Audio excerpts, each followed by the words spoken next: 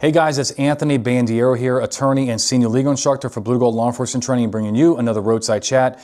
So also broadcasting from a new studio. If you like what we're doing around here, please put in the comments if you like the studio, or if you hate it, I want to know that too. Okay, so this question is says, hey, look, we are currently training a new canine officer and want to get more deployments for training. One of the ideas was when we are towing a vehicle, it's already in our possession. It's going to be, the tow is not in question here. Can we put narcotics in or on the vehicle to do a one-time narcotics training, or would we need consent? Okay, so the question here is this even a Fourth Amendment issue, right?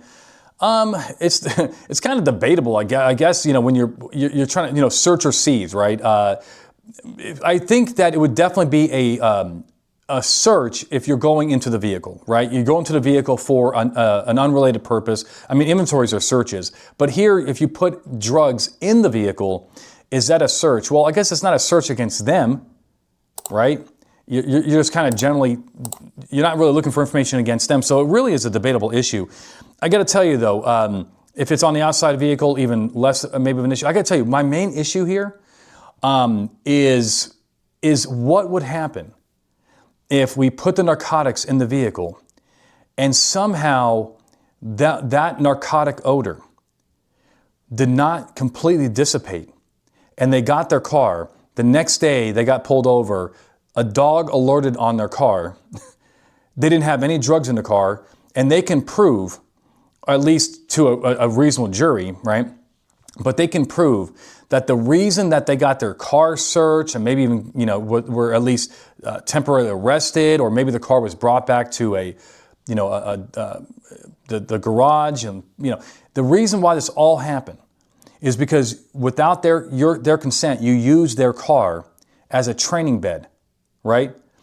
I think that could be really problematic. I mean, I can only imagine if my car got towed because it was disabled or something, and I left it, and you guys towed it and you put a kilo of cocaine. I know that's not what they're going to do, but you put a kilo of cocaine in to train your pooch, and I get my car, and I get pulled over, and somehow the dog runs around the car and alerts, and I found out that you used my car as an experiment.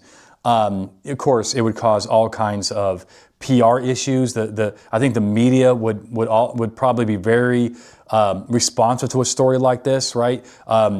Cops plant drugs in people's cars as a way to test, their canines. They probably wouldn't say that. They'll just say cops plant drugs in cars, right? And then they'll, in the byline below the fold, they'll explain what they mean by that, right? I just wouldn't recommend this. It also can cause a little complication if you're actually, well, you probably wouldn't search the car, I guess. You're not going to do a motor vehicle search. But while in that car, you didn't see something during the inventory, but now you see something else because and you do find contraband or evidence of a murder. Let's be extreme about it and hyperbole. And then you go to court and you're like, so the judge is like, so why were you in this person's car? Your Honor, to use as a test vehicle, right? Get your own vehicles, right? I mean, the point is there's go to the junkyard and do it, I guess, but not on somebody's vehicle. So at the end of the day, it is I got to give an A+ for effort here. They're trying to get the dog to have reps. I understand that there's definitely some good faith here to just try to, get the training. Nobody can fault these officers for that. However, at the end of the day, I would not do this. I think it only can cause you problems. It's not worth it in the end. Okay? If you like this and everything else we teach around here, please, please, please hit like, subscribe, share with your friends. If you have a question for us, comments, reach out to us at bluetogold.com. If you have not been to one of our classes, you have to. We have over 160 classes scheduled around the nation, including many online. Okay? All right, until next time, my friends, you stay safe.